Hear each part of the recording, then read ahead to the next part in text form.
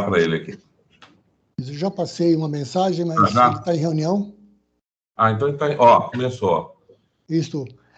Pessoal, estamos gravando hoje a nossa reunião LGPD, grupo de estudos. É importante todos darem o seu de acordo, tá? Seguindo as normas da LGPD. De acordo. De acordo. Ok, então. Então, hoje, 3 de fevereiro, estamos começando a nossa live de toda quinta-feira, de 9 às 10. Sejam todos bem-vindos. Hoje temos o Newton, o Nertan está por aí, Morelli, Romário, o Zilli, o Dante, eu. Vamos lá, então. O assunto que vamos tratar hoje é um cenário da segurança da informação nas pequenas e médias empresas. A ideia de pequenas e médias empresas, porque, primeiro, mais de 85% das empresas do Brasil hoje é pequenas e médias empresas. As grandes questões levantadas hoje em relação ao LGPD, ela envolve as pequenas e médias empresas. Não sei se todos receberam, mas essa semana, inclusive, a ANPD ela liberou um guia informativo a respeito das novas normas a respeito das micros, pequenas e startups. Então, mudou muito pouca coisa, né? No decorrer da apresentação, da nossa live, a gente discute. Mas a gente esperava até, eu particularmente, a minha expectativa é que mudasse, a flexibilização fosse um pouco maior, mas não foi, né? Mas tudo bem. Isso fica bem claro que, independente do tamanho da empresa, todas têm que passar pelo processo de adequação. A micro, pequena startup, a grande empresa, enfim, o chaveiro ali da esquina, até a Coca-Cola, todos têm que passar pelo processo de adequação. Cada um respeitando as suas categorias, as suas especificidades, as suas características de modelo de negócio, etc. E começando a falar sobre segurança da informação, uma coisa que fica bem claro que a gente sabe é que é um equívoco pensar que é só as grandes empresas que sofrem violação de dados. Existe um mito, isso é lugar corrente entre os pequenos, até algumas empresas, gestores de empresas médias, a gente ouve isso. Que essa coisa de invasão, incidente de privacidade, etc., isso é só empresa grande. Que nada. Isso, atualmente, as PMS elas respondem por 43% dos ataques cibernéticos. Eu levantei alguns dados do ano passado, de 2020, várias estatísticas. Eu não vou colocar aqui porque estatística é número, depois a gente vai lá e recorre e recupera isso. Tá? Mas eu vou colocar mais duas só. Tem uma estatística da National Retail Federation que cerca de 90% das invasões existentes hoje, isso a partir de 2020, visam quem? As pequenas e médias empresas. Sim. Agora, por que as pequenas e médias empresas elas são mais visadas? Você pode pensar o seguinte, a volumetria delas é muito pequena. Muitas não vão ter nem condições de pagar um resgate, por exemplo. Acontece que é muito fácil invadir empresa pequena, né? Por falta das estruturas que elas têm, a falta de investimento, que a gente vai ver isso no decorrer da nossa conversa aqui. E é muito fácil.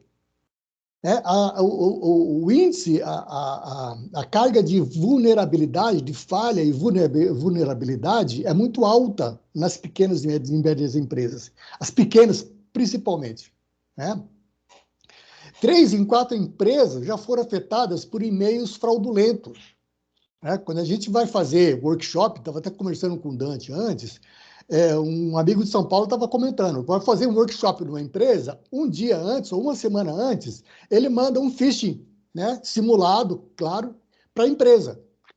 Ele falou que normalmente 80% de 10 pessoas, a cada 10 pessoas, 7, 8 caem nessa armadilha. Agora, isso aí é um teste. Agora, as pessoas, normalmente, os funcionários, né, por falta de treinamento, por falta de ter um comportamento, né, mais adequado à segurança da informação, elas caem. Isso aí é entrada básica para todo tipo de invasão. Grande parte das invasões, perto de 90%, tá, ela começa dentro da empresa. Vem um ataque externo, tá, ela para por uma decisão, ela chega por e-mail, SMS, etc.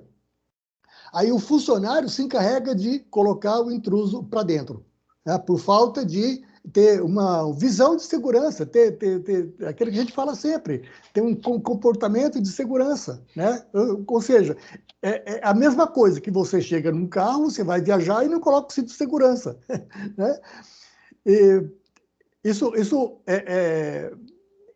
e tem que haver, a gente percebe que tem que haver uma priorização das políticas de segurança das empresas. Quando a gente fala priorização na política de segurança, aí entra o investimento que as empresas não estão fazendo, né? Com a LGPD, que ela trata do risco da gestão de risco e governanças essenciais, está no capítulo 7, artigo 46, lá fala das boas práticas, etc. Isso está dando um gás para as empresas repensarem seus investimentos, treinamento, enfim, criar dentro do interior das empresas uma cultura de segurança de dados, principalmente quando ela está passando por um processo de adequação. Isso aí, eu bato nessa tecla sempre. Isso aí, antes de começar um processo de adequação, as pessoas têm que estar imbuídas dessa ideia, tem que saber como é que funciona os processos internos, o quão elas são responsáveis pelos dados que ela está coletando, por aquilo que está dentro, ela é responsável, né? E dentro desse contexto, as coisas podem ficar, de repente, até um pouco pior, porque os hackers, eles não estão facilitando para ninguém. Eles estão evoluindo cada vez mais. Hoje, só para você ter uma ideia, eles estão utilizando de ferramentas de inteligência artificial. Quer dizer, é uma covardia, né? O empresário do outro lado mal tem um firewall, mal tem um antivírus gratuita, e do outro lado, o criminoso, o cybercriminoso, o hacker, ele está trabalhando com inteligência artificial. Então, é uma disparidade de competências, de habilidades entre um e outro enorme. As tecnologias para detectar, para trabalhar isso, tá? Existem, tá? E existem para todo porte, segmento e também bolso. Porque existem tecnologias, que não vou citar tecnologias aqui, até respeitando, de repente, algumas pessoas da área jurídica que estão aqui, para a gente não começar um Technic aqui, e as pessoas não vão entender, falar de IDS, IPS, etc. Não. Mas as tecnologias, elas existem para todo porte de segmento, né? E é que o Jay falou, quando ele trata da gestão de risco, né, ele fazia o compliance interno dele, isso aí tem que ser bem trabalhado, né? Aí ela tem alguns desafios. Por exemplo, os orçamentos enxutos, tá? As empresas têm pouco orçamento para investir em segurança de dados, pessoal qualificado, não tem pessoal qualificado. A não ser que o responsável pela empresa ele seja da área de TI, normalmente o que a gente vai encontrar aí, ele não tem pessoal qualificado, tá? Ele não faz o monitoramento contínuo, não tem ferramenta para isso, tá? Ou seja, as políticas de segurança interna dessa pequena empresa não existem. E daí a gente vai para o que tem que estar presente. O que tem que estar presente nessas empresas para mitigar o mínimo? ele ter processos bem documentados. Tá? Nisso do processo de adequação, a gente fala muito disso. Né? Você ter a confiabilidade, confidenciabilidade desses dados que estão disponíveis, que é da propriedade dele, ele ter a integridade disso e ter a disponibilidade desses dados. Tá? Tríade CID. Exatamente, o famoso CID. Não importa o tamanho da empresa, tá? Ele tem que trabalhar, uma das primeiras coisas que a gente coloca, tá? Porque isso aí, a segurança da informação, quando a gente trabalha todos os processos, todo o conceito de segurança da informação, ela está baseada em um desses conceitos, ou na confidencialidade, integridade ou disponibilidade. Normalmente, dos três, ao mesmo tempo. Um, praticamente, não vive sem o outro. Ele tem os sistemas deles atualizados. E quando eu falo sistemas atualizados, é o sistema também homologados. Ele tem, por exemplo, o que a gente encontra de ferramenta Office, ferramentas pirateadas, o Windows pirateado, é enorme, é enorme. Um dia desses eu estava um dia desses, foi o final do ano passado, numa recepção de uma clínica e tem aqueles televisores, né, que fica lá. O Windows precisa ser ativado. Exatamente, todo mundo já viu isso. É uma vergonha, é uma vergonha. E a gente sabe que todos esses materiais, esses softwares que vêm pirateado, funciona tal, mas dentro tem malware, tem uma série de programas espiões, uma série de situações que vai gerar constrangimento, vai virar violação de dados, enfim. Sistema treinamento, comportamento, que a gente falou agora mesmo. Fazer as pessoas terem treinamento, comportamento. Pessoal, tudo que eu estou falando isso aqui pode sair de graça para a empresa. Hoje, basta ele recorrer à internet, fazer uma pesquisa, que existem treinamentos online, existem como que se faz um processo de documentação.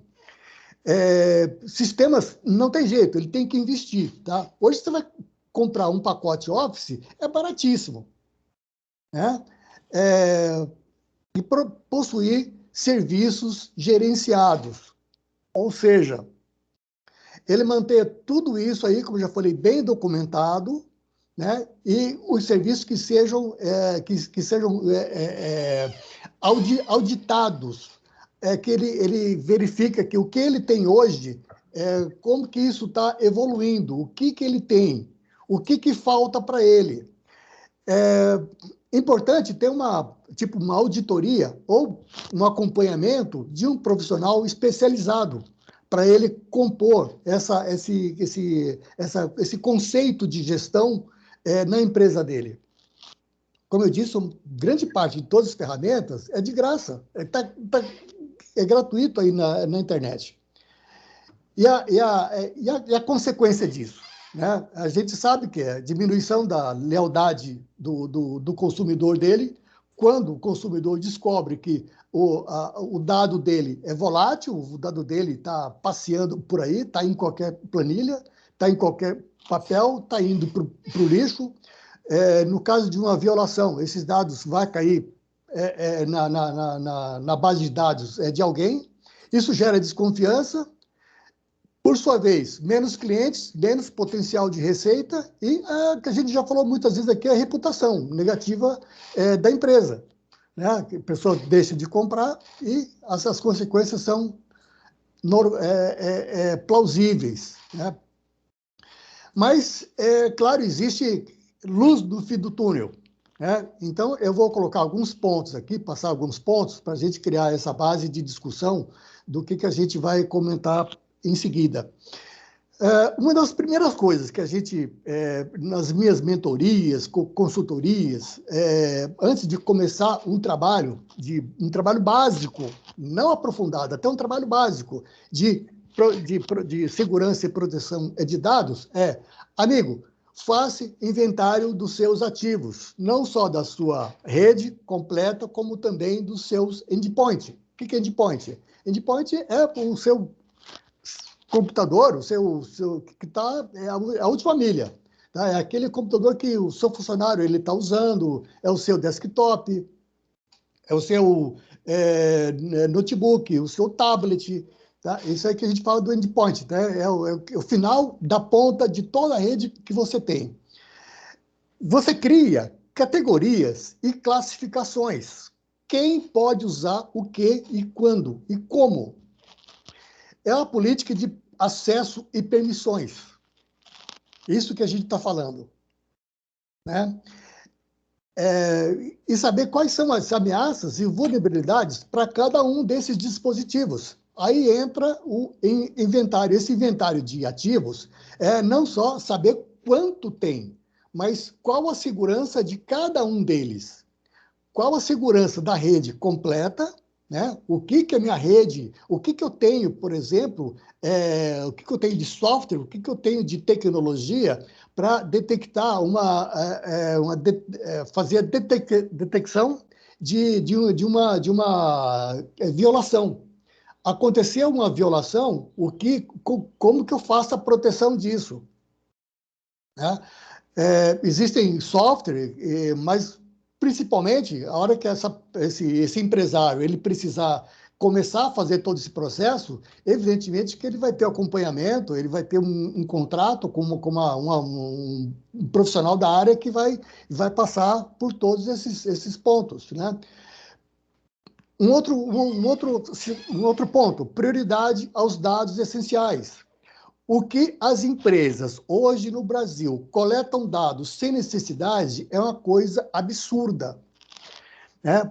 Todo dia a gente está vendo aí. Abaixa o e-book para fazer alguma coisa. Um e-book com algum conteúdo do seu interesse. E-mail é mais do que o suficiente. As pessoas pedem o seu site, ele pede o seu nome, endereço, CPF. E isso é uma coisa realmente absurda. Né? Não tem necessidade. A qualidade de uma empresa, né, vamos dizer assim, o que torna uma empresa mais, não só fácil, como a maioria mais vulnerável e mais interessante para os hackers, não é tanto a volumetria desses dados, mas a qualidade desses dados. Né? Porque uma coisa tem a quantidade de dados, mas o que os hackers estão procurando? O que uma determinada invasão ela está procurando? Muitas vezes, esses dados não essenciais é exatamente o que os hackers estão buscando. Então, quanto menos dados você tiver dos seus clientes, só aqueles dados estritamente essenciais, são menos dados que vão vazar no caso de uma invasão. Né? Dados pessoais, dados bancários, dados financeiros de empresa, de seus funcionários, né? Dados sensíveis de cliente, isso tudo naquela etapa anterior, de você fazer o inventário. Né? Isso passa também pela qualidade, pela quantidade, necessidade e finalidade dos dados que você tem na sua empresa hoje. Né? O que você pode fazer se você tem todos esses dados e você precisa, o que você faz? Você tem sistemas de criptografia, sistemas de redundância, backups externos. Né? Backups externos. Eu já soube de empresa que tinha, ela tinha 2 backups. Aonde que ela gravava esses backups? Da empresa. O que aconteceu com a empresa? Pegou fogo. Pegou fogo. O que ela perdeu? Tudo. Tudo. Só. Ela só perdeu tudo. Né? Então, ela é uma coisa assim que pode manter uma, de repente, na empresa para as emergências, mas uma a quilômetros de distância. Né? Guarda no cofre do banco, guarda, sei lá, em casa. Algum lugar que, quando você vai precisar, você levar para a empresa, você faz a cópia e sai com ela. Tá? É a sua segurança. Tá? O exemplo das torres gêmeas lá nos Estados Unidos é o melhor exemplo. Uma torre backupeava na outra. Muitas empresas desapareceram nos Estados Unidos por conta do atentado. Exato. Assim. Por falar nisso, Dante, uma daquelas estatísticas que eu não comentei, 30% das empresas que pagam que pagam resgate, elas não voltam para o mercado. Não voltam, não tem jeito. Porque é muita grana. Aquele que a gente estava comentando antes, em off. Uma média mínima, tá, de que o pessoal cobra, que os hackers cobram, são $6.000. Isso, para hoje, empresa do Brasil, são 30 mil. Meu amigo, você tem uma padaria, você, de repente, assim, para você ter os seus dados de volta, você pagar 30 conto, mínimo, porque alguns vão pedir 10, vão pedir 20. É grana que você paga ou não paga, né? E você fecha a empresa. E outra coisa, Orozimo, na questão dos backups e por que as empresas desaparecem, é porque muita gente faz um tipo de backup que não é seguro. É o backup quente, ele deixa os HDs, que no meu entender não é um meio de backup realmente efetivo, dentro do conceito filosófico de backup. Eles deixam o HD ligado. O ransom vem e faz a festa. Tem que ser um backup frio, a unidade tem que estar desconectada. Se vocês usam esse tipo de ferramenta de conectar um disco, ele tem que estar desconectado. Tá? Desconectado sempre. Só liga na hora que faz o backup. Backup nunca é demais, né, Dante? Eu sempre digo que o ideal é você ter um backup desse conectado, um backup em nuvem, de preferência em mais de um provedor, e um backup totalmente offline, fechado num cofre de chão. Perfeitamente. Você atende, desse jeito você atende às necessidades. Só tem um detalhe, o ransom não respeita a nuvem, tá? E ele também não vai respeitar o disco que está conectado. Ele vai levar o disco. E a nuvem... Mas aí você tem vários backups diferentes para cada situação. De repente, você precisa de um backup por um outro problema que não é ransom, e fica mais fácil você pegar o da nuvem. Mas você tem lá o offline, até porque o offline você pode ter uma dificuldade maior em fazer ele, por exemplo, 2 vezes ao dia. Você pode fazer o offline 1 vez por dia e o online a cada hora. Alguma coisa desse tipo. Pois é, mas o que eu volto a insistir, o backup desconectado, ele tem que acontecer, entendeu? A menos que você esteja usando uma ferramenta que cria uma camada de abstração, tipo Vim e tal, e ele consiga fazer esse tipo de isolamento, entendeu? Uhum. Então, só para concluir aqui, a gente defende que tem que haver investimento, não tem jeito, né? A ameaça, ela existe, ela está presente, a gente até comentou anteriormente, de cada 4 empresas, 3 já sofreu algum tipo de ataque. Esse ataque nem sempre ele resultou numa violação de dados, mas poderia. Então, a ameaça ela existe sempre. Né? E o empresário ele quebrar aqueles mitos que a empresa dele não é hackeável, né? Ele não vai sofrer nenhum tipo de violação, isso é para empresas grandes, ele com desculpas de não ter investimento, que não tem pessoal, mas ele só sente o tamanho, né, do desastre depois que ele é hackeado, depois que tem que fechar as portas, né? Toda apresentação minha, Orozinho, que eu faço sobre segurança, eu dou estatística. Você foi, você está ou você será hackeado. Não existe outra possibilidade. Diversos negócios menores, na verdade, sem proteção, né, que são bem mais atrativos do que uma empresa grande bem protegida. Sim, claro. O empresário, ele tem sempre a tecnologia como parceira. Tá? Antivírus, firewall, não evitam invasões. Ele precisa ter claro isso. Ele pode ter o melhor antivírus, o melhor firewall, ele vai tornar a coisa um pouquinho mais complicada, difícil, mas que vai evitar, não. Tá? Não existe selo de 100% de segurança. Não existe mesmo. Programas... As medidas mitigatórias é que vão diminuir a chance. Exatamente. E os hackers sempre estão procurando falhas e vulnerabilidades.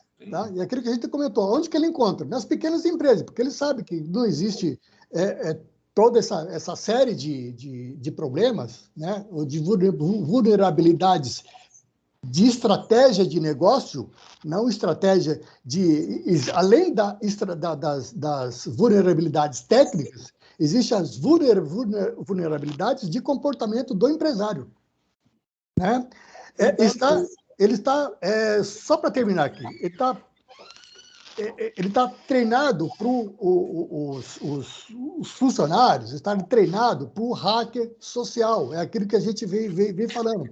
Nos treinamentos e workshops para funcionários, a gente trabalha muito como que ele não cair nas armadilhas que os hackers estão colocando hoje. Né? E ficar atento a ligações, SMS, links maliciosos. Armazenamento, que a gente estava acabando de falar, né? Mesmo guardar em casa, pode não ser seguro, né? Mas é uma opção, né? Que ele tem na nuvem, ele tem no próprio computador dele, ele tem mais uma cópia ao lado dele e uma outra que ele guarda num cofre de banco, ele guarda em casa, na casa da mãe, eu não sei, em algum lugar que fala, perdi tudo, perdi a nuvem, perdi o computador, tem aquele HD, tem aquele dispositivo com os dados deles o mais próximo possível, atualizado, que ele vai fazer com que ele não feche a empresa. Né? Lembrando sempre que acidentes acontecem para todos. Né? E todo dado coletado precisa ser um dado seguro. Não armazene aquilo que você não pode proteger. Falamos lá no início. Qual a finalidade que você precisa? Né? Para que você precisa desses dados? Então, faz todo um processo que a gente fala de higienização de dados. Isso nas adequações, processo de adequação, a gente fala muito disso.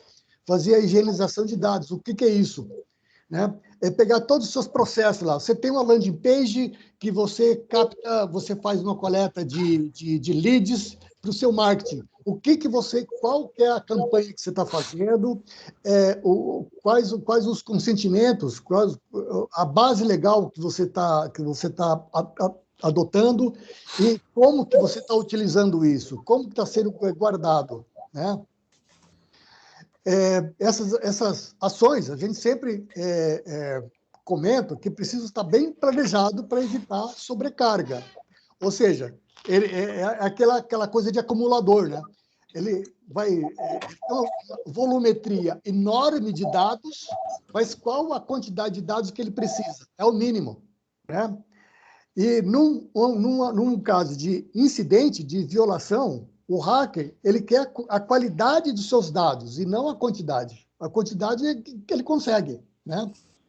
A gente não pode esquecer, só para finalizar, que em outubro, início de outubro, na primeira semana de outubro, a NPD está disponível lá, tá? Depois aqui no grupo eu posso colocar depois o link.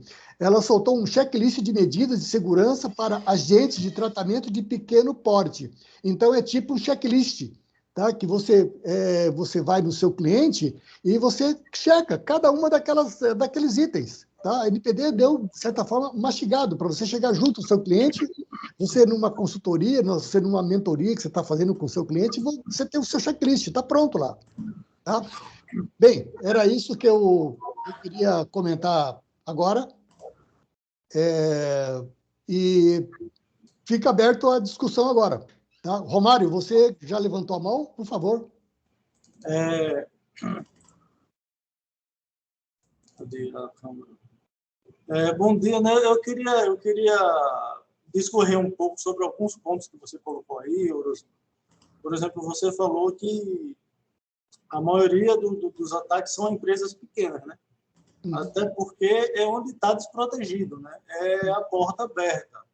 Porque uma empresa grande, querendo ou não, você vai ter uma coisa assim que foge mais do controle do proprietário da empresa. Ele não vai microgerenciar uma empresa com 300 funcionários. Não tem como fazer isso. Então, ele tem lá uma pessoa de TI com especialização que entenda a importância da segurança e faz esse processo. Quando você tem uma empresa pequena, o cara não enxerga o TI como uma parte importante da empresa. Ele enxerga como uma despesa, igual a energia elétrica, igual a movelaria da empresa. Então, o que acontece? Qual é a forma barata de fazer? É assim, pronto, então acabou, faz desse jeito. E aí o cara não entende nada de segurança, ele não acha importante, não faz. Entendeu? É por isso que o negócio fica ali mais vulnerável.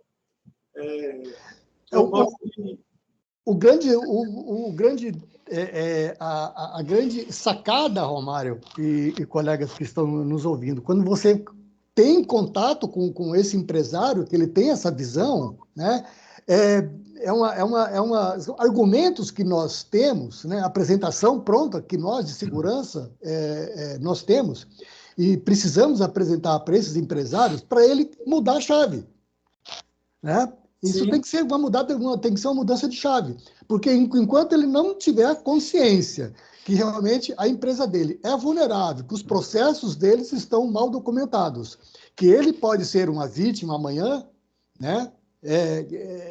Apesar de todos os mitos que ele e as teorias que ele conhece, né? Que ele defende muitas vezes, ele é uma vítima em potencial. Né? Dependendo do segmento que ele trabalha, né? A qualidade dos dados que ele tem, ele é uma vítima. Né? E isso aí está... Enquanto você não faz essa virada de chave... Porque isso aí, normalmente, o que acontece? Quando o empresário ele tem essa noção, ele tem esse conceito, né? Esse comportamento, fala, poxa, eu preciso. Né? Ele passa isso naturalmente para o pessoal dele, né? Para os funcionários, enfim, para todas as pessoas que tem em torno dele, né?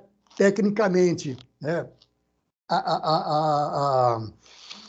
O manuseio, o tratamento de dados, isso aí é um efeito cascata, é efeito dominó.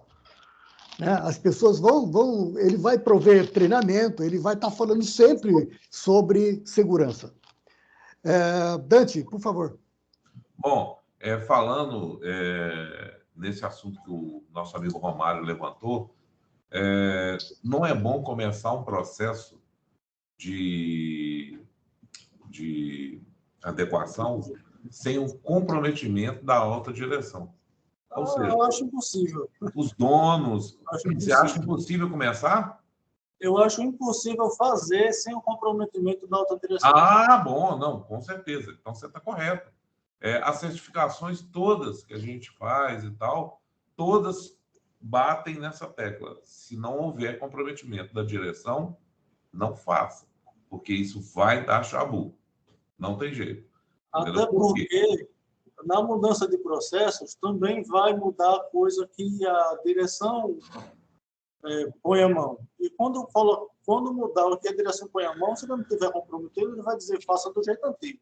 Exatamente. E por isso que tem que ter anuência, né, dessa conscientização da alta direção, justamente por isso. Porque alterações terão que ser feitas, entendeu? E se não houver o comprometimento, o que a gente faz é fazer uma sensibilização para a alta direção, uma sensibilização para gerentes e funcionários todos juntos, entendeu?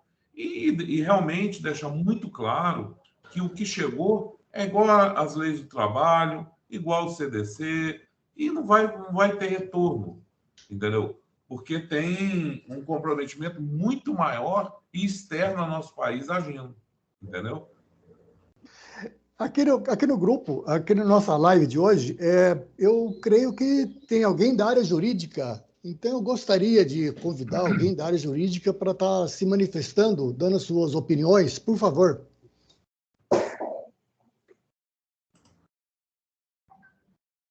Alguém? Orozimbro, bom dia. Bom dia. Hoje eu tô só de ouvinte. Hoje eu tô só de ouvinte. Gente, infelizmente eu não tenho muito conhecimento para dividir com vocês. Mas eu tô escutando bastante, tô estudando por conta, mas infelizmente hoje eu não consigo nem entrar nessa discussão. Eu estou até conversando com meu esposo aqui, que é do marketing, dividindo as considerações de vocês sobre essas questões de leads, não sei nem falar a palavra, mas estou discutindo com ele sobre isso, porque eu acredito que isso pode ser uma porta de entrada, inclusive, para aplicações de multas, porque as pessoas estão cada vez mais questionando o uso dos dados, o motivo pelo qual elas estão em bancos de dados. Então, eu acredito que isso vai ser... As próprias pessoas, os próprios usuários, os próprios clientes vão ser os responsáveis por denunciar na ANPD, e isso vai gerar uma série de consequências para as empresas. Perfeito, isso aí. Exatamente. Inclusive, quando eu... desculpa, Zili, você queria comentar alguma coisa? Quero sim, se me permite. Duas coisas, achei muito bom o que você nos trouxe sobre o mínimo de segurança para as empresas, principalmente as pequenas, né? Diria o seguinte: antivírus, o ideal é que a empresa tenha um pago, não esses gratuitos, que são muito levianos, né? No trato da segurança dos fatores Outro aspecto seria a questão de gestão de credenciais, porque sabemos que hoje 80% das invasões com vazamentos de dados ocorrem por falhas de credenciais, né? Seja por uso de senhas fracas, ou mesmo por furto, né? Por força bruta e outros artefatos de cybercrime, né? Então, somente apresentar isso, porque isso é fundamental para dar um pouco mais de segurança para essas empresas que têm tão pouco para investir, né? Verdade. Morelli, você só está de butuca aí, só está ouvindo aí, por favor.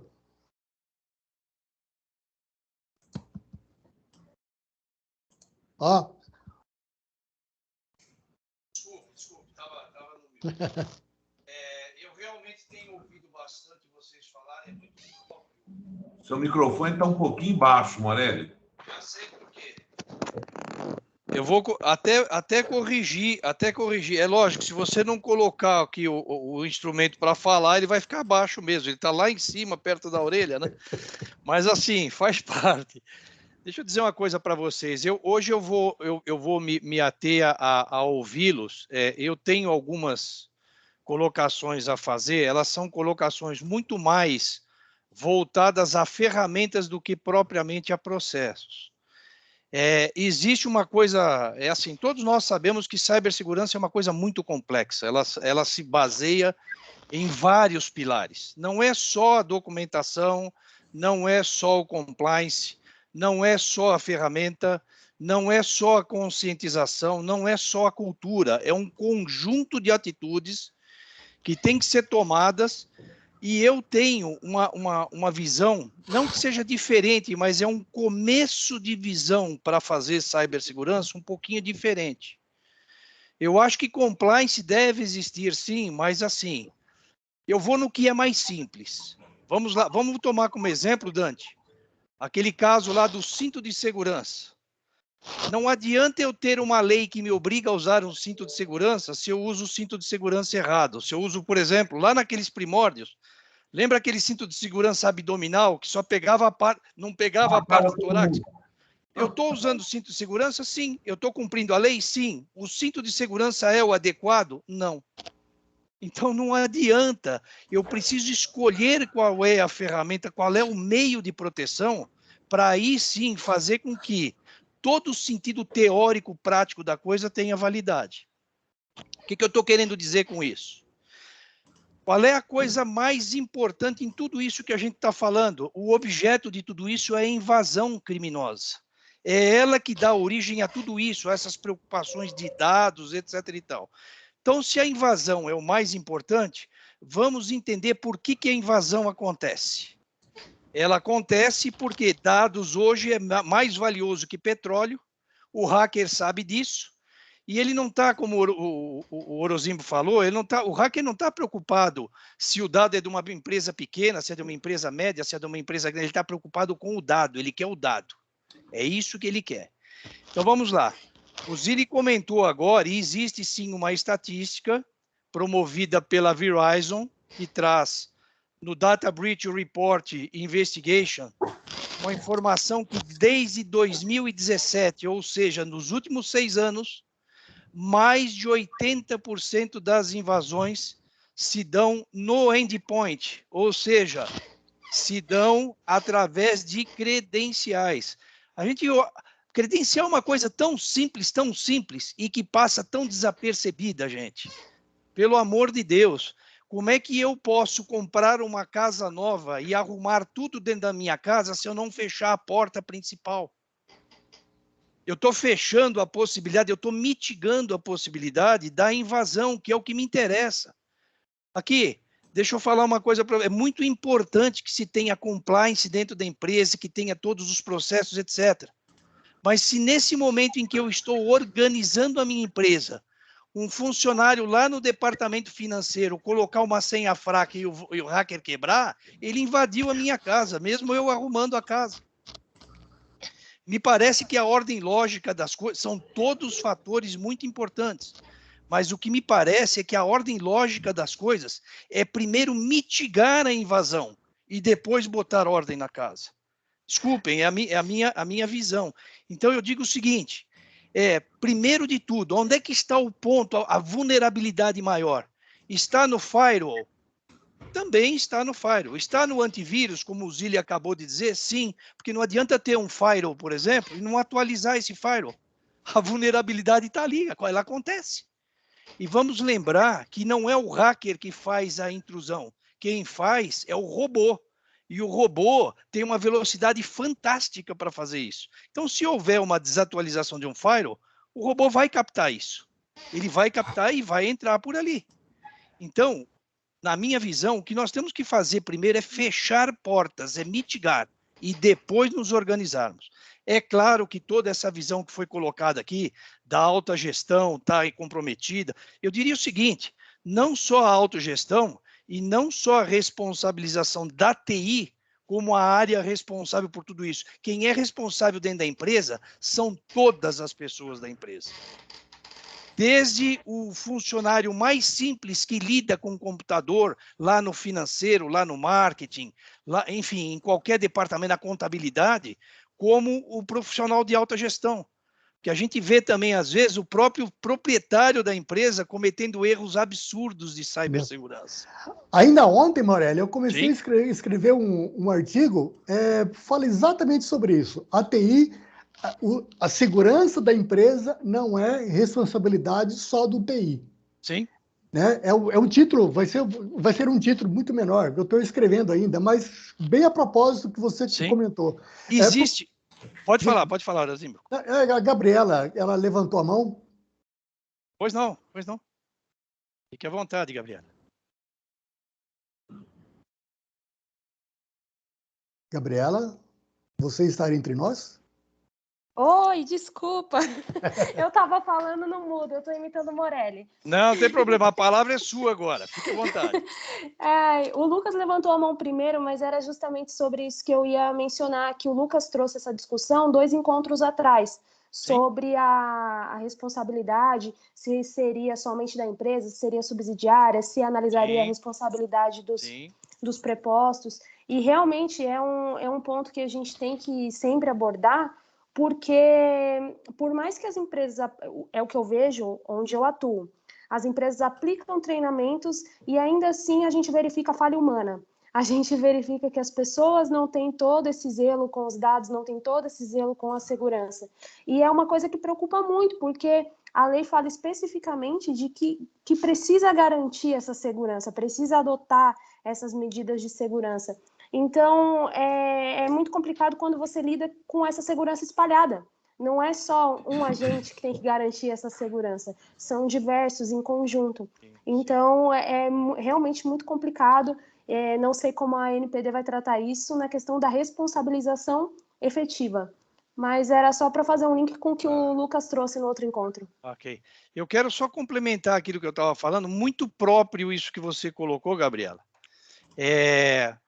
Nós já chegamos a algumas conclusões em reuniões anteriores que o problema é um problema cultural. E isso é fato. Isso é fato. Segunda coisa, eu lembro também nesse dia em que o Lucas colocou, me parece que foi o Lucas que colocou, eu coloquei e ele complementou, por que eu vou lá no usuário, no endpoint? Porque, veja, vou voltar a dizer daquelas 3 palavras. Bom dia, Lucas. Vou voltar a falar o seguinte, é a negligência, é a imperícia e a imprudência. A Gabriela acabou de dizer agora, são feitos grandes programas de treinamento, ok. A gente nunca pode entrar naquela de que um treinamento, ele surtiu um efeito perfeito. Por quê? Porque dentre as pessoas, desculpe eu estar falando isso, mas é a realidade do que eu vivo no dia a dia. Dentre milhares de pessoas que estão dentro da empresa, por mais que você as treine, sempre vai ter a pessoa maldosa, a pessoa que quer fazer fraude, então é o negligente. Você vai ter a pessoa imperita, ou seja, ela não tem conhecimento do que ela está fazendo, por mais que ela tenha sido treinada. Veja bem, eu treino uma pessoa, digo para ela o que é importante em termos de segurança, etc. e tal, ela recebe um e-mail com uma promoção, clica lá num link e abre um malware. Então, de que adiantou o treino? Na realidade é o seguinte, gente, o tempo urge, a lei está aí, nós não temos tempo tão grande para ficar treinando pessoas a mudar hábitos e comportamentos. Por isso que eu me reporto ao fato de que nós temos que nos valer, a ciência nos dá isso, ela nos dá a possibilidade de nós termos ferramentas que vão atuar exatamente nessas vulnerabilidades. Então, veja, se o ser humano tem uma capacidade limitada de criar credenciais, de criar senhas ilógicas, randômicas, muito fortes, eu tenho que ter uma ferramenta que faça isso pelo ser humano. Outra coisa, se a ferramenta faz isso, eu vou colocar uma questão aqui que eu quero que vocês pensem a respeito, e aí eu vou abrir para vocês conversarem, e numa outra oportunidade eu vou voltar a falar nisso. De que adianta eu ter uma ferramenta muito potente dentro da empresa, aonde ela me guarda as minhas senhas, aonde ela cria as minhas senhas, mas o usuário continua conhecendo a senha? Olha a pergunta que eu estou fazendo. A ferramenta é forte, ela cria credenciais muito fortes, ela guarda essas credenciais para o usuário não ter que memorizar, mas tem um detalhe. O usuário ainda é o responsável por criar estas senhas, ainda que siga uma política de credenciais dentro da empresa, e ele conhece a senha. Se eu tenho em 1.000 funcionários, 999 profissionais que estão atentos a isso, e um profissional está a fim de fazer coisa errada, se ele conhecer a senha, ele vai permitir a intrusão de um hacker dentro da empresa. Então, o que eu digo é o seguinte, uma ferramenta, ela não deve contemplar A ou B, ela deve contemplar todos os funcionários. E é nesse sentido que eu quero voltar a falar um dia em atitudes. Quais são as atitudes que eu julgo que são prioritárias dentro da empresa para você começar todo um processo de proteção, de escolha de dados essenciais, de dados acessórios, de compliance, de tudo isso que nós falamos. Ok. Lucas, eu estou vendo você agora, tudo bem? Você levantou a mão, por favor, Lucas. Bom dia, pessoal, tudo bem? Não, quando eu não me lembro, alguém pediu as considerações dos jurídicos que estavam na reunião, a Gabriela falou, mas eu não me arrisquei a manifestar, porque eu cheguei um pouco atrasado na reunião, eu cheguei por volta de 9h30, então certamente tiveram muitas discussões que eu não vi e não tomei conhecimento. Legal. Zili. Só complementando isso que o Morani lembrou muito bem, há pouco tempo tivemos notícias de um grupo de hackers que estaria dando prêmios em dinheiro para funcionários que facilitassem invasão. É isso. É brincadeira. Então, isso que ele abordou é muito real, porque se o funcionário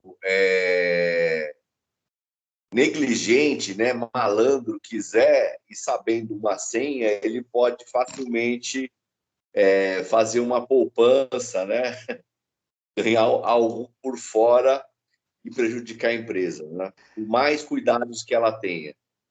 Alguns dias atrás, acho que foi na outra semana, eu coloquei um artigo lá, escrevi um artigo lá, está lá no LinkedIn, depois vocês procuram lá, por favor. Posso até deixar o link depois aí no grupo. É Paradoxo da Privacidade. Tá? É muito interessante, uma pesquisa que eu fiz, não só aqui no Brasil, como também fora, principalmente na Europa, do tanto que nós somos grande parte da responsabilidade também de tudo isso que acontece, não só dentro das empresas, né, mas nós também como usuários, né, dentro de casa, o tanto que é o canto da sereia. A gente sempre está caindo pelo canto da sereia. Né? Aquela promoção infalível, aquele sofá, aquele eletrodoméstico que você estava esperando há muito tempo, você fez pesquisa, de repente apareceu. Né? E a empresa, né, pelos seus algoritmos, mandou uma bela promoção para você, e só para você conhecer as características do produto, ela te pediu um monte de dados, e você coloca o dado, você nem vai comprar, nem pode comprar, você tem intenção de compra, né? E você enche com todos os seus dados lá. Então, é um paradoxo, que a gente fala, se você faz uma pesquisa, na Europa fizeram uma pesquisa que 96% das pessoas estavam preocupadas com a sua segurança, a sua privacidade. Né? Mas a mesma pesquisa, uma pegadinha, na verdade, que depois, né, fez uma pergunta bem capciosa de o quanto ela estaria comprometida, qual o desejo dela, né, em colocar os dados para ter uma oferta imperdível. Mais de 50%. Então, é uma coisa... Você fala, pô, quase todo mundo fala, não, a minha privacidade é o que eu tenho, né? Mas isso acontece também dentro das empresas. Dentro das empresas. Sim. Né? Por mais que tenha treinamento, tenha um comportamento, mas que falou, basta uma pessoa que não tenha esse conceito, que não tenha essa visão, que basta um. A Gabriela levantou a mão, por favor, Gabriela. Eu só queria fazer um complemento, na verdade, uma última consideração, que eu acredito que as pessoas, a gente tem que dar um passo atrás. Antes da gente falar de responsabilidade, antes da gente falar de senha, de proteção, de tudo isso, as pessoas elas não têm noção da importância do dado. Elas não têm noção do que pode ser feito as pessoas comuns, óbvio, que não estão estudando, que não estão se atentando a essas mudanças legislativas, elas não entendem a gravidade que é essa disponibilização de dados, o que isso pode afetar. Eu já conversei com inúmeras pessoas que falaram, mas vão usar meu nome para uma empresa, para eu receber propaganda? Isso daí não tem nenhum prejuízo. E elas não têm noção da gravidade. Então, eu acho que é uma discussão ainda muito ampla, muito grande, que ainda tem que ter, de conscientização mesmo. Porque sem a conscientização, eu acredito que não adianta implantar programas e programas que não vai surtir efeito. Concordo plenamente. Posso só dar uma palavrinha? Claro. Com licença. Eu vi, há poucos minutos atrás, nós comentamos aqui sobre funcionários que permitem ou facilitam a invasão de dispositivos da empresa. E aí, apenas a título de curiosidade, e também uma opinião pessoal, pode ser que haja posições divergentes. Na minha opinião, esse tipo de conduta, além de ter uma responsabilidade civil, indenização, né, pecuniária, para mim configura um crime. Claro. Então, tem que ter responsabilidade criminal também. Claro. E vai depender muito a apuração desse crime, né? Porque vai deixar vestígios virtuais, provas que são diferentes para um juiz que lida com os crimes normais, para um promotor que lida com os crimes normais. Vai depender muito de uma investigação interna da empresa, de um programa de compliance efetivo que consiga coletar as provas. E aí vocês que são da área de TI vão saber muito mais do que eu quais são as medidas que seriam necessárias para coletar um mínimo de indícios suficiente para apontar que foi o funcionário A ou o funcionário B que facilitou ou permitiu a invasão de um dispositivo da empresa. As ferramentas propriamente fazem isso, viu, Lucas? Existem ferramentas que fazem isso. Legal, não sabia. Legal. Existem ferramentas que possuem módulo de governança, risco e compliance, onde ela loga toda a atividade do funcionário dentro da empresa. Tudo, absolutamente tudo. Olha a importância de um programa de compliance, né, com essas ferramentas para a própria empresa buscar a responsabilização e apuração daquele crime que ocorreu, né, dentro do mundo virtual. Sim, exatamente por isso eu estava colocando do meu enfoque que antes da gente começar todo um processo, a gente tem que estudar quais são as ajudas tecnológicas que nós temos. E para corroborar o que o Orozimbo falou, realmente a área responsável por toda essa disseminação desse conceito, dessa responsabilidade, certamente tem que ser a TI. Agora, ela não é a única responsável. A ação é da TI, a responsabilidade é de todos. Exatamente. Dante, queria falar, Dante? Está no mute, Dante. Está no mute. Está no mute.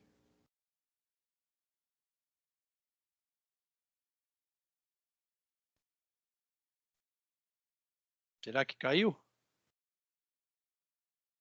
Dante congelou. Dante congelou. Congelou. Nós estamos a 1 minuto aí, Orozimbo. Exatamente, ia falar exatamente isso. Eu estou em contato com o Pedro, que o Pedro ele está. Zili, você tinha levantado a mão, mas acho que você já baixou. Já. Ok, então. Eu vou pedir pro Pedro já fazer nosso encerramento de gravação, mas foi um tema que engrandece sempre as nossas discussões. E quando você fala de cibersegurança, é muita coisa que a gente tem que falar. Sim. São muitos casos, são muitas situações. Muitas frentes. Muitas frentes. E a gente pode escolher, de repente, para o nosso próximo encontro, na próxima quinta, uma outra frente, né? Porque a gente pode falar só de treinamento, a gente pode falar sobre violação, né? São muitos itens para a gente comentar. E para a gente não encerrar com muitas questões, com muitas dúvidas, fica a sugestão da gente continuar o tema na próxima quinta-feira. Tudo bem para vocês? Perfeito. Tudo bem, eu até gostaria de continuar o tema, porque esse tema é muito grande para 1 hora só de reunião. Verdade.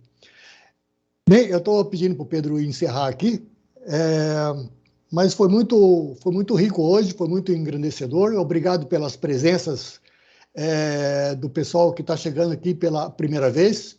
E toda quinta-feira, de 9 às 10, a gente está aqui.